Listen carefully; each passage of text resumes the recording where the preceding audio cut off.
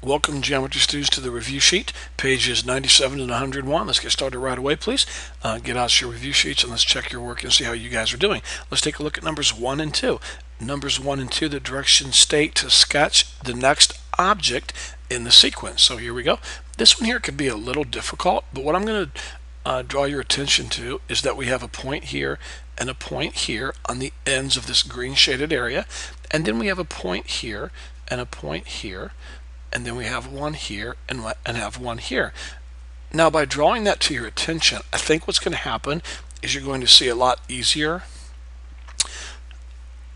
where this green shaded area is turned. For example, we had a point here and here. Then notice this point right here rotated down to right here, and this point here rotated up to right here. Okay, and then notice in the next diagram that this point here rotated to right here, and this point here rotated to right here, which would be here and here. So if this pattern continues, then this point right here would rotate to about right here. So I'm going to put it right here, just estimate. And this point here would rotate to about right here. So I'm going to put that about right here. And I'm going to do the best that I can to draw this figure, which won't be very well. I don't have a lot of drawing skills, but something like that, and then that, and then that, and then it should be shaded green and here. Okay, so by simply putting these points on the edges, I think that made it a little easier to see where everything was being moved. Okay, all right, let's continue on to the next problem. And let's see what we have here. We have a green box, and then notice we add a white border on the bottom and on the right side, and then we add a green border on the left side and the bottom side. So it only makes sense to me that the next figure is going to be this figure right here. Okay, this figure right here, only we're going to add a white border like this. Get a different color pen here, like this, and over, and over, and down. And this whole area in here that I'm coloring in with black, that whole area right there would be white. Okay, and that's it. We start off with the green box, then we had a white border that went to the bottom and to the right, then we had a green border that went to the left side and the bottom, so that it makes sense the next one's going to be a white border that goes across the bottom and to the left. Hope that makes sense. Let's continue on to numbers 3 and 4. In exercises 3 and 4, draw 5 points in a plane so that all 3 statements are true. Okay, let's get us a really big plane here, and let's see what they want us to do. BA and BC are opposite rays. Now notice it's B, A, and B, C. So that means B has to be in the middle, and opposite rays means they're a straight line going opposite directions. So we're going to put an A here, a B here, and a C here. Does that make sense? These are opposite rays. Here's BA, here's ray BA going this direction, and here's ray BC going this direction. They're called opposite rays. Okay, AB and AD are congruent to AE. Okay, and then E is in the interior of angle DAB. It's going to be this is really hard to do, so we've got to stop and think about this. Okay, first of all, we know that D, we're going to have an angle. Let's jump to step 3 here. It's going to have an angle of DAB. Do you see that? So here's AB. So we know D has to be somewhere up here, or over here, or down here, or somewhere. And notice that when I draw AD, it's got to be congruent to AB and also AE. So let's think about this carefully. Let's not panic. Let's think this through. First of all, we can put a check mark here. We know that we have opposite rays. Next, I know that I'm going to have to draw angle DAB. So I'm going to put D like this. Put an angle up here, I guess would be fine. I'm just kind of thinking. And I'm going to put, now when I put D, be careful. I could put D right here, which is fine. But notice that AB, the length from here to here has to be equal to AD, which is the length from here to here. Okay, so I might want to just a little bit grab this point and slide it down there. They look a little more congruent now, and I'm going to put a mark so I know that. So put a slash here. AD is congruent to AB. So I'm doing really well. I have my angle drawn. Now next, E is in the interior of DAB. So here's angle DAB. There's my angle, and E is supposed to be in the interior. But when I put E somewhere over here like this, and I draw AE like this, notice that AB is supposed to be congruent to AD, and that should be congruent to AE. So if I put E right here, that's a little far because here's the length of AB, here's the length of AD, so I better bring point E in just a little bit. There, that looks a little better. And then let's go ahead and cross this off, and we'll put E right here. Let's put a slash right here so we know that AE is also congruent to AB and AD. Now let's see if I've accomplished all three steps. I definitely have ray BC and BA as opposite rays. I definitely have AB marked congruent to AD, marked congruent to AE, and I definitely have E in the interior of angle DAB. I did it. So there we go. Moving on to number 4. Let's go ahead and get our plane drawn here, and let's see what they want us to do. They want us to draw, let's see, 4 segments AB, AC, AD, and AE so that they're all congruent, and also angle DAE and BAE are adjacent. Okay, so let's think this through here. Let's go with angle, and I think what I'm going to do is I'm going to put the plane up here last. When I'm all done, I'll just draw a plane around it. How's that for kind of cheating a little bit? Okay, so let's see here. Angle DAE, so here's angle DAE, DAE,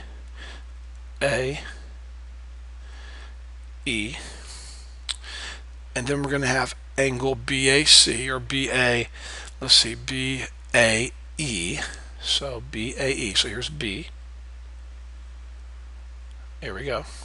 Okay, so far we're doing okay. I took care of step number 2. Angle DAE and angle BAE are adjacent. That's true. This angle here, we'll call it 1. This angle here 2 are adjacent angles. Okay, let's see what else we got to do here. Now, AB is supposed to bisect CAE. Now, I'm not seeing CAE, so I better draw CAE. Now, if I'm going to draw angle CAE, notice I want to do it so that AB cuts it in half. Well, look, students, here's AB right here. Here's AB. It's already drawn for us.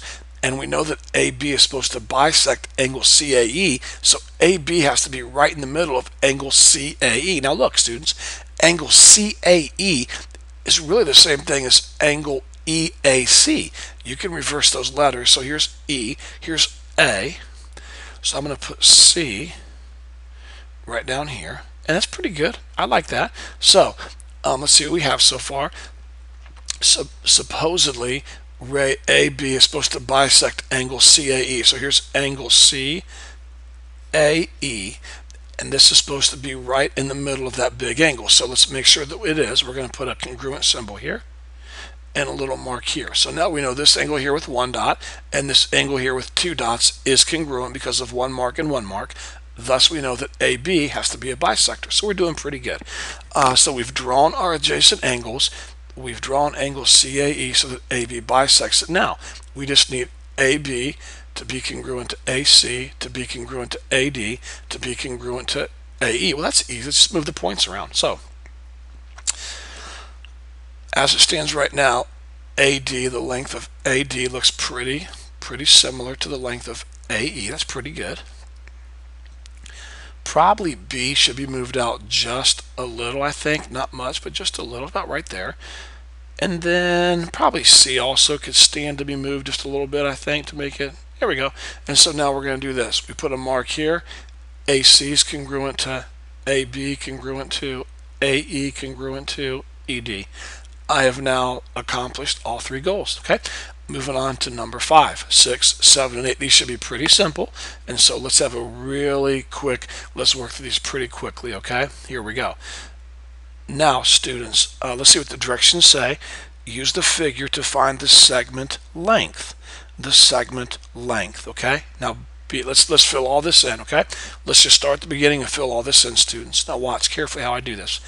From M over to N is 8.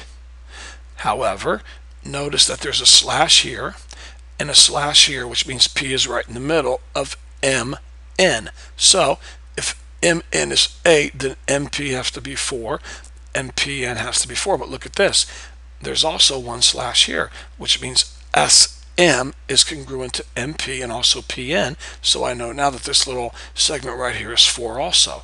Now, what is the entire length of the segment from S all the way to R? Isn't it 26? Sure it is. So, if from here to here is 4, and here to here is 4, and here to here is 4, then what's the length from S all the way to N? Well, wouldn't it be 12? 4 plus 4 plus 4? Sure. So if from S to N is 12, then from N to R it must be 14, right? I mean, think about it. 12 plus 14 is 26, and the whole segment is supposed to add up to 26. And if SN is 12, then NR has to be 14. And now with that in mind, we should be able to find these lengths pretty easily. Number 5, find the length of MP. Well, MP is 4, so the answer is 4. Number 6, find the length of SM. Well, SM is 4, so the answer is 4. Let's find the length of NR.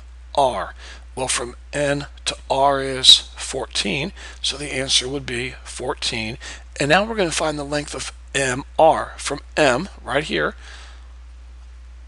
all the way down to R. Well, from here to here is 4, and from P to N is 4, and from N to R is 14.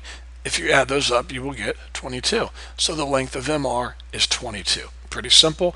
Moving on to numbers 9 through 12. Now, I would like to recommend again that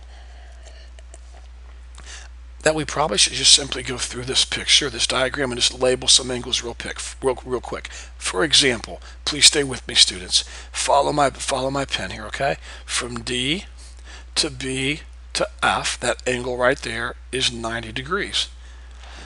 Now, we have a ray here that's cutting that angle up. And if this angle right here is 45, then that means this angle right here has to be what? 45, because 45 plus 45 has to equal 90. So I'm going to go ahead and write 45 degrees right here.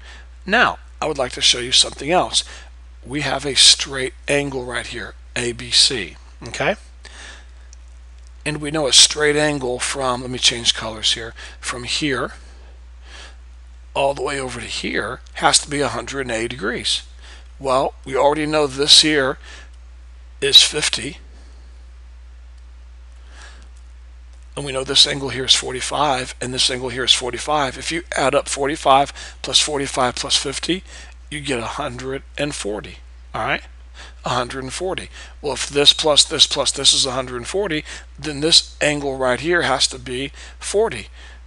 Because now when you add up all 4 of these angles, you'll get 180 degrees. And now I think we're ready to answer these questions. Find the measure of angle DBE. Well, let's highlight it. Here's D, here's B, and here's E. Here's the angle right here, angle DBE. Well, it looks like the answer would be 45 degrees. All right, so 45 degrees. Number 10, let me back a page real quick.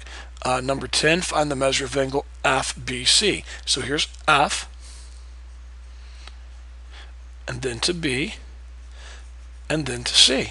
So we're looking at this angle right here from this ray all the way over to this ray here. So we have 3 angles to add up. 45 plus 45 plus 50 would give us this whole angle. So 45 plus 45 is 90, plus 50 is 140. And that is the correct answer, 140 degrees. All right. Number 11, to find the measure of ABF. So here's A, and then over to B, and then up to F, this angle right here, which is 40 degrees. So the answer to the measure of angle ABF would be 40 degrees. And then lastly, the measure of DBA. So here's D, coming down to B, and then over to A. All right, so angle DBA, and that would be this whole angle right here, students, from D to B to A. So it looks like we're going to add up three angles together, this angle, and this angle. And 45 plus 45 is 90, plus 40 is 130, so the measure of angle DBA would be 130. Not too bad. Moving on to number 13. Excuse me, the directions for 13, 14, and 15 state to use the figure to determine the measure of angle PQR. So for all of these, we're going to find the measure of angle PQR. So here we go. Let's first of all look at what we're trying to find. Here's P, over to Q, then up to R. So we're trying to find this angle right here, which isn't too bad because if you'll notice, this entire angle right here is a right angle, which means these two angles added together have to be 90. So this angle right here would be 60 degrees. So angle PQR is 60 degrees. Number 14, we're going to try to find the measure of angle PQR. And here we go. Here's P, over to Q, and then up to R. So we're looking for this angle right here. Put a question mark there. Now, students, we know that a straight line is 180 degrees. Okay?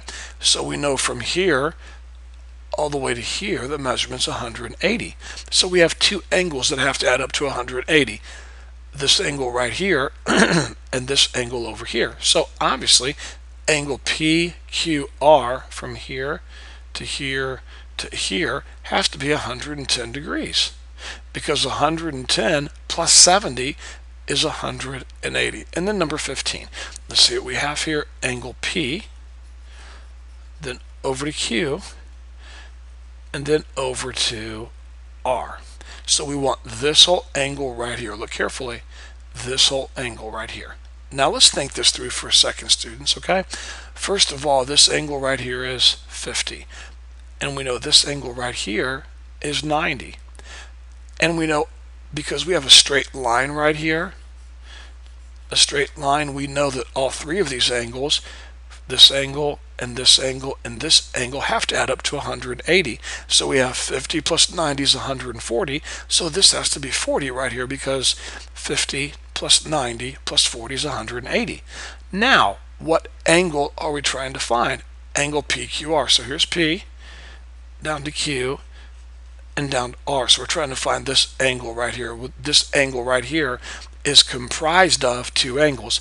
This angle here, 90, and this angle here, 40. So the measure of the angle would be 130 degrees. Not too bad, okay? Let's continue on. Okay, the directions for numbers 21 and 23 state to find the midpoint, and then use the distance formula to verify that RS equals ST. So no problem. We're going to find the midpoint S, okay? So just pretend for a second and just pretend. We're just pretending. Forget the coordinate plane. We're just pretending this is R and this is T and S is right in the middle. Okay, we're not trying to draw this on a coordinate plane. Don't try to picture it on a coordinate plane. I'm just trying to give you a visual. Okay, we're going to find the midpoint, which is S, and so we should know how to find the midpoint. It's x plus x divided by 2, comma, y plus y divided by 2. All right, and so here we go. X plus x, negative 3 plus 3 would be 0, so we have 0 over 2, comma, and then y plus y would be negative 4 plus negative 6, that would be negative 10 over 2, and so your midpoint would be 0, comma, negative 5. 0, comma, negative 5 for your midpoint, okay? So let's pick this up and let's put it right here. There's your midpoint. Now again, please don't try to picture this on a coordinate plane. I did not draw it to scale. I'm just pretending that it is on a coordinate plane, okay? Now let's find the distance from r to s, and then we're going to find the distance from s to t, and those two distances should be the same. So we're going to use the distance formula, okay? So let's use the distance formula for these 2 points right here. Shouldn't take too long. We'll go very quickly.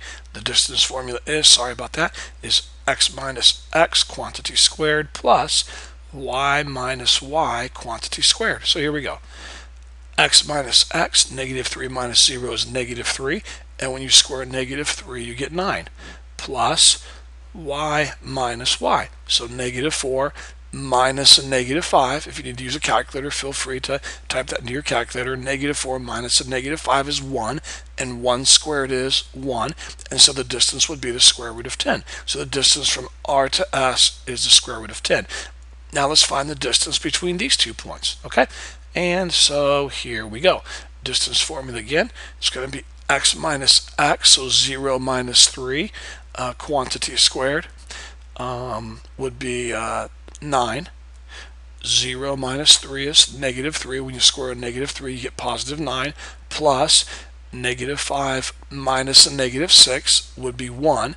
Negative 5 minus a negative 6 is 1, and 1 squared is 1, and 9 plus 1 is 10. So the distance from s to t is square root of 10, and that's how it should be. So we did find the midpoint, which the directions asked us to do, and then we use the distance formula to verify that this is the midpoint, and so we've done all of that. Okay, numbers 23 will be done the exact same way.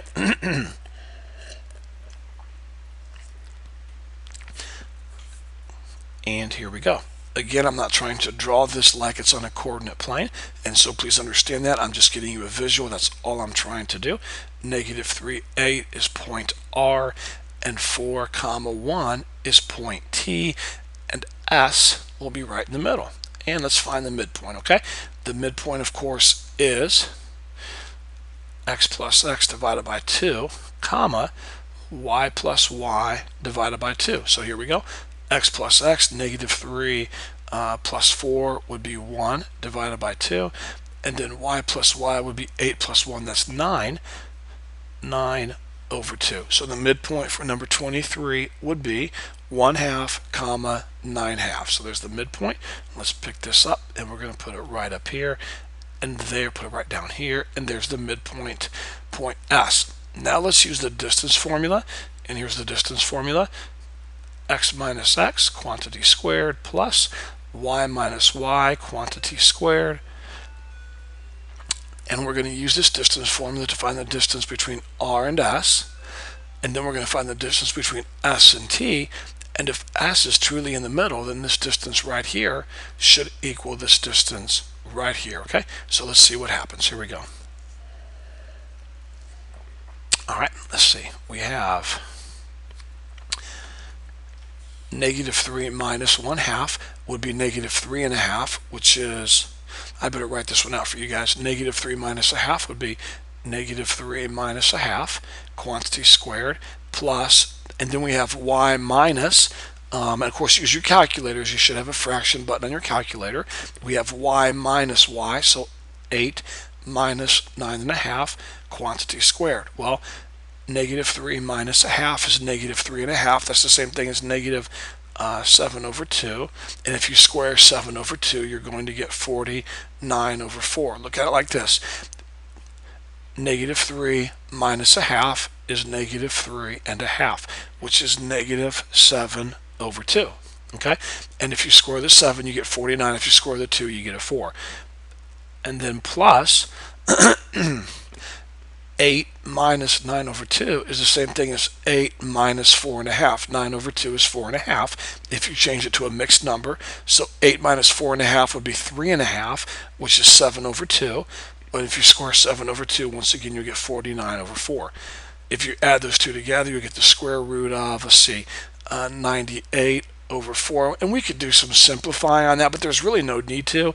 All that we want to do is make sure the distance here is the same as this distance over here. So we're going to stop at square root of 98 over 4. And I hope I've not made a mistake somewhere. Okay, now let's go ahead and try to find the distance between this point and this point. So here we go. All right, let's see what we have here. We have x minus x, so 1/2 minus 4, quantity squared. plus 9 halves minus 1, quantity squared. And let's see what we're going to come up with here. 1 half minus 4 would be negative 3.5, which is negative 7 over 2. And when you square it, you get 49 over 4. Plus, okay, now 9 over 2 is 4.5. And 4.5 minus 1 is 3.5. And 3.5 changed to an improper fraction is 7 over 2. And when you square 7 over 2, you get 49 over 4. So we get the exact same thing, the square root of 98 over 4. Remember, when you're adding fractions, you have a common denominator, you leave the denominator alone, and you add the numerators, okay? So there we go. It looks like both of the distances were the same, which is what we wanted, and so we are totally good. There's the distance right here from S to T, and we are moving on to numbers 39. I'm going to do some typing now for these, I believe. It'll be a little faster for numbers 29 and 30. Let me get a drink here real quick. For numbers 29 and 30, the directions say to state the hypothesis, the conclusion, and the converse. I'm going to go a little fast, so you might have to pause the video. For number 29, the hypothesis would be if there is a teacher's meeting, all right? The conclusion would be then we are dismissed early. All right, so there we go. There's the hypothesis, there's the conclusion. Now, if we switch the hypothesis and the conclusion, then we get the converse. So the converse would be if we are, and if I have any spellings like A-R-E, I'm just going to keep going, okay? If we are dismissed early, then there is a teacher's meeting. There we go. Okay, let's take a look at number 30 real quick here. And let's see, number 30, the hypothesis would be the if part. So if the street lights are on, there's the hypothesis. The conclusion would be then the sun has set. Again, I don't care about typos, okay? Then the sun is set. So the converse would be, turn those two around, if the sun has set, then the street lights are on. There we go. That's simple, students. Moving on to numbers 31 and 32. The directions say decide whether the statement is true or false. If it's false, give a counterexample. Okay, so here we go. Let's see what it says. If T is between S and R, then ST plus TR equals TS. Well, let's see if this is true, shall we? Here we go. All right, T is between S and R. So here's S, here's R, and remember what I taught you. If T is between, if a point is between 2 points, it means it's collinear. It does not mean that T has to be right smack dab in the middle. It just means that T has to be between these 2 points and on the same line. So I'm going to put T over here. Now, T is between S and R, and this is right. T is between S and R, and all 3 points are collinear. Then ST plus TR, so here's ST, this segment here, ST, plus the segment here, TR, should equal what? The whole segment, SR. And look what they have. They said that it equals TS, okay? And that is not true. And your counterexample would be this right here. You're looking at it's this picture right here. That is not true. And I guess you could put numbers. That'd be a good thing to do. We'll say this is 6 and this is 4. And we're going to say that 6 plus 4 equals 10, which is not the length of ST. That would be a good enough counterexample for me. Okay? All right, let me get a drink here and we'll look on to number 32.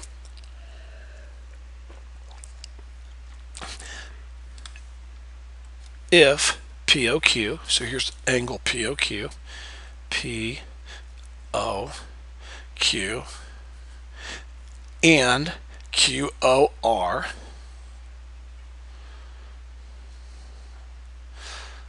are adjacent acute angles, then POR, which is this big angle right here, POR, has to be obtuse. Oh my goodness, no, that's totally false. I mean, all that you have to do is have an acute angle here that's what? Let's just do this real quick if we can, students. Bear with me, and let's see if I can't swing this thing around. Can I do that? Hopefully. There we go. Let's make this a little smaller. There we go. The wonders of the mimeopad. All right, and we'll put this up here, and there we go. Let's say that here's an example right here. Let's say this is 15 degrees, and let's say this is, I don't know, 13 degrees. Okay, first of all, is this angle right here in red adjacent to this angle here in blue? Well, yes, it is. They are totally adjacent. So if these two angles are adjacent, and are they acute angles? Well, yes, they're acute. One is 15 and one's 13. Then POR, this really big angle, has to be obtuse. Not at all. This angle right here, 15 plus 13, would be 28 degrees. So no, it is not true. Now it could be true. Angle POR could be obtuse, but we can't say for sure that it is. So because of that, then we say no, that's false. And here's our counterexample right here. This totally proves it wrong. Here's your two adjacent angles. They're both acute, but this angle right here is not obtuse. Okay, moving on to numbers 35 and 36. Okay, for numbers 35 and 36, the directions say to write the two statements, the biconditional statements, in if and only if form. Now, number 35 is going to be really difficult to do because what I've taught you guys to do is always try to start off with using the word something is something. Like, let's do number 36 first. A right angle is an angle whose measure is 90. So somehow I want to start off by saying, and I want to say something like something is something if and only if. So I would probably start off by saying an angle is a right angle. An angle is a right angle if and only if the measure is 90 degrees. Okay? Now you could turn that around and try to put the 90 degrees first. You could say, let's see, the measure of an angle is 90. So there's my is. You usually want to start off by saying something is something or those things are something. Okay, so the measure of an angle is 90 if and only if it is a right angle. I hope that makes sense. This is not, number 35 is going to be a little tricky. I'm kind of not stuck, but I'm thinking this one through here. Let's see. Well, let's try going backwards first, okay? X equals 6 is an, maybe you want to put an is in there, okay? X equals 6 is an answer to an equation if and only if the equation is 3x plus 2 equals 20. Okay, now that would be one way to do that. Let's take a look at another way. Let's see. Let's put the equation first. How could we do this? I would say it's something like this.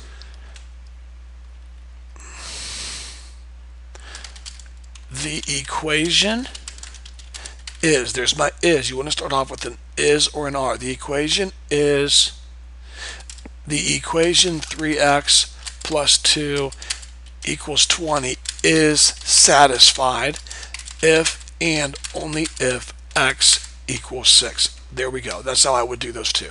Okay, so 35 was a little tricky. 36 was a little easier. But again, students, please listen to me. Let me get a drink here real quick.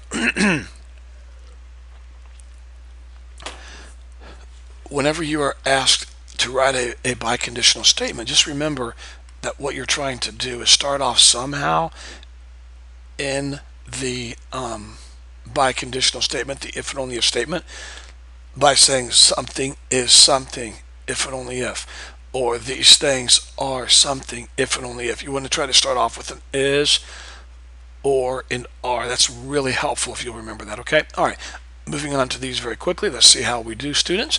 41 through 46. If the measure of AOD is 45, and look what they did, they added 45 to both sides.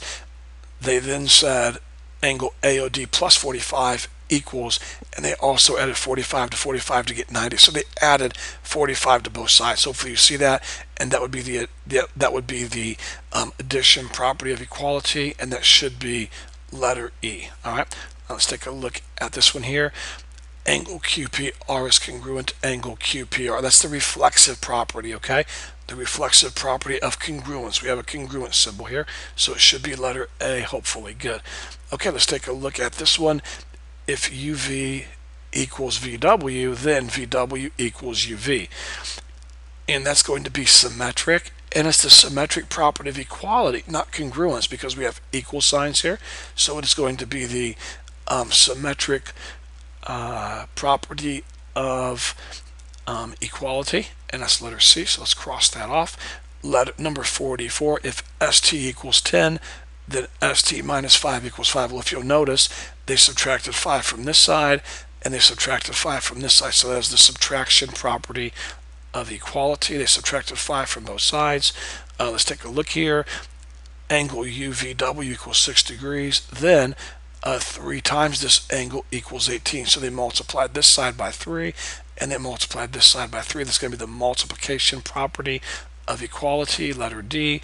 And then lastly, if segment AE is congruent to EG and EG is congruent to IJ, then AE is congruent to IJ. That's the transitive property of congruence, because we're dealing with congruent symbols and not equal symbols. So the transitive property of congruence. Okay?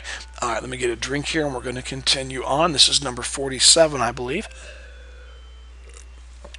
And we're going to very quickly give reasons for these steps. Okay? So let me go ahead and fix this. This is number 47, and here we go. You are given this here, and they want us to prove this right here. Okay? So here we go. Obviously, step number 1 right here is you're given. All right, you're given. And then moving on to, let's see, this right here, angle DPC. So here's D. Now watch this carefully, students. DPC. There's angle DPC. Do you see it? DPC. And then is equal to OPB. So here's O, then P, and then B. Now how could we state in a proof that this angle right here is congruent to this angle here? Do you remember when two lines intersect, what we call these opposite angles? Don't we call them vertical angles? And don't we have a property or a theorem that says vertical angles are congruent? Yes, we do. And so we could say vertical angles congruent. And then we have EOP equals angle DPC. Now it looks like we use substitution here, students. Look, do you see this angle OPB right here? Do you see that? Well, look up here. What does OPB equal? It equals EOP. So I'm not sure why they swapped sides. It's no big deal, but they brought down their angle DPC right here, and then instead of bringing down OPB and putting it right here, they substituted and they put EOP in for OPB, and so this is going to be the substitution property of equality. The substitution property is sufficient. All right, there we go. Let's continue on and take a look at the next page, numbers 1 through 20. And we're going to start off with numbers 1 through 12 first. So here we go. Number 1, angle bisector. So we're looking for an angle that is cut in half. And this is it right here. That's the only one I see. Here's an angle, and here's the bisector, and this angle here is congruent to this angle here. So it looks like it's going to be angle K, or letter K, and I hope that's correct. Good.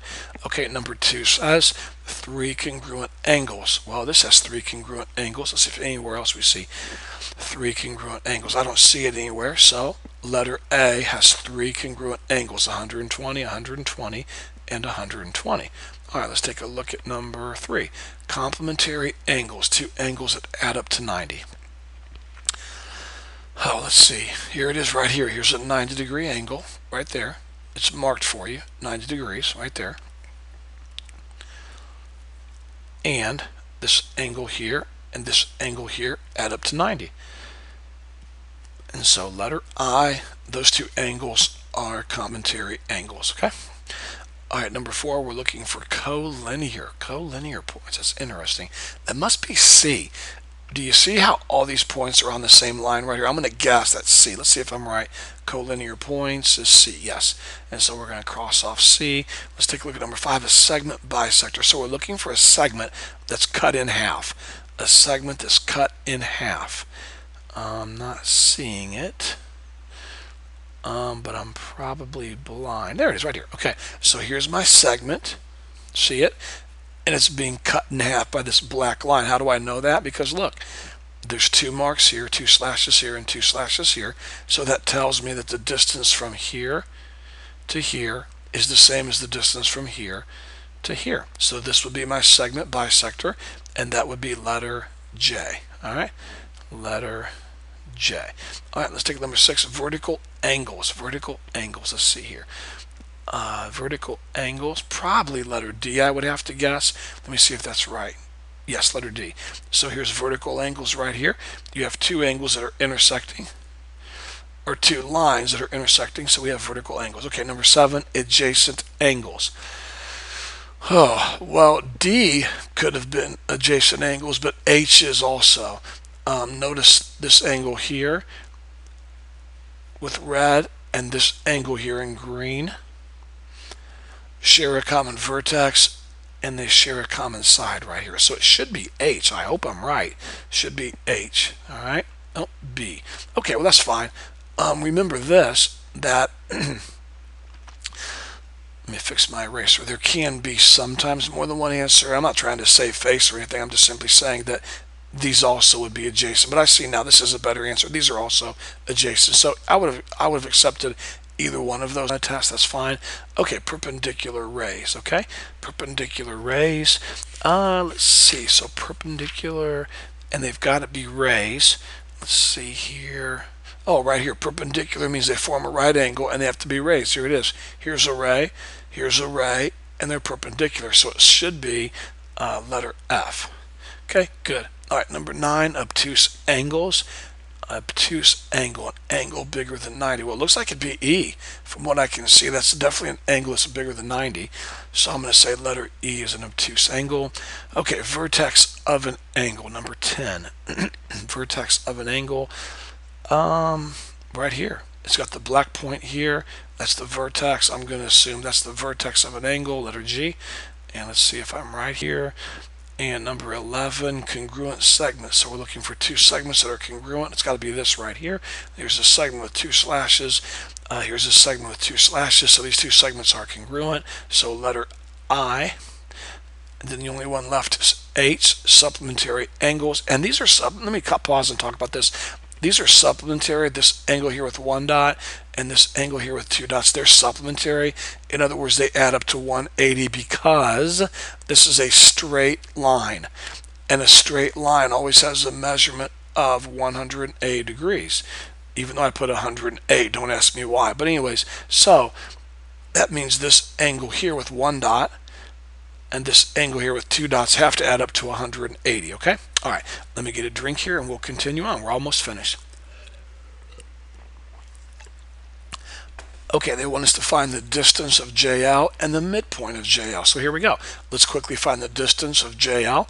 The distance, of course, between 2 points is x minus x, quantity squared, plus y minus y, quantity squared. You need to have this formula memorized for the test.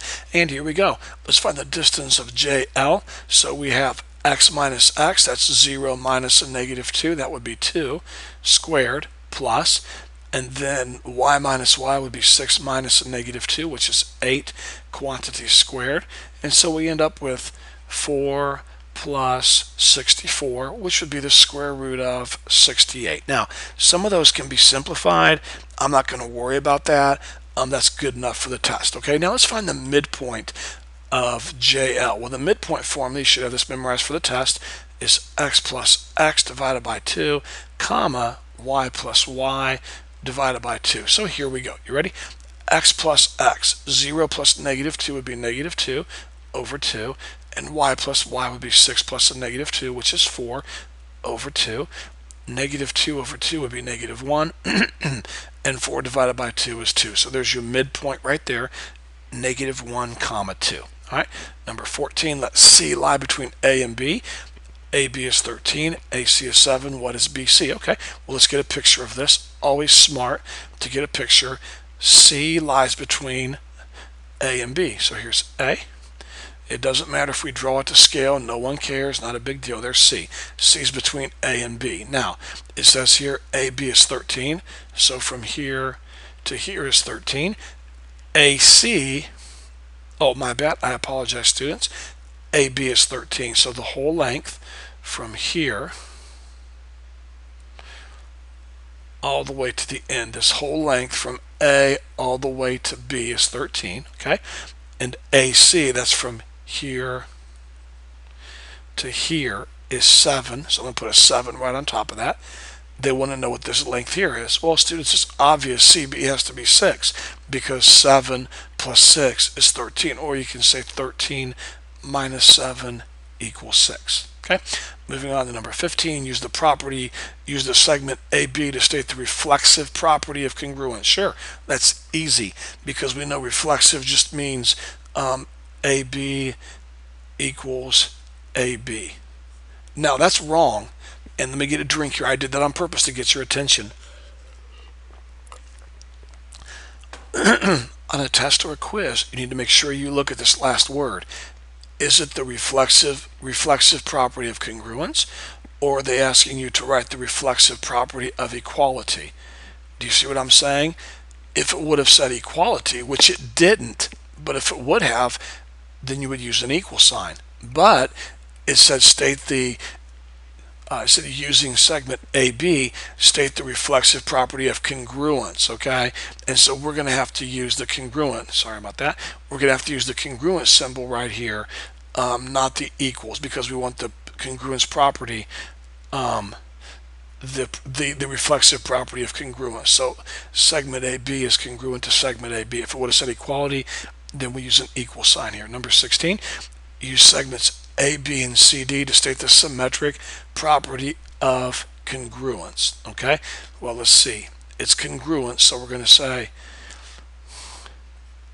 if AB is congruent to CD, that is a D, by the way, a very sad D, but it's a D. If AB is congruent to CD, then CD is congruent to AB. That's all that symmetric is. You just switch the places around.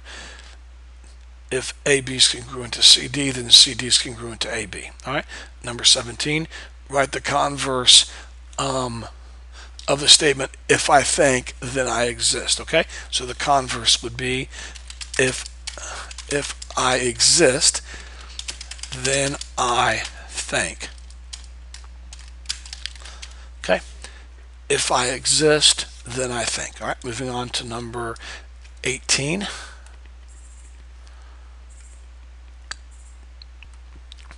Okay, for numbers 18 and 19, they want us to give a counterexample that demonstrates the statement is false. And you can see it right here in front of you already. I wish I had blotted that out. Now, if x squared equals 9, then x equals 3. Now that's true. I mean, 3 works. 3 squared equals 9. Okay, 9 equals 9. But there's a counterexample. They're forgetting one other answer, and that other answer obviously is -3. Because if you put -3 in for x,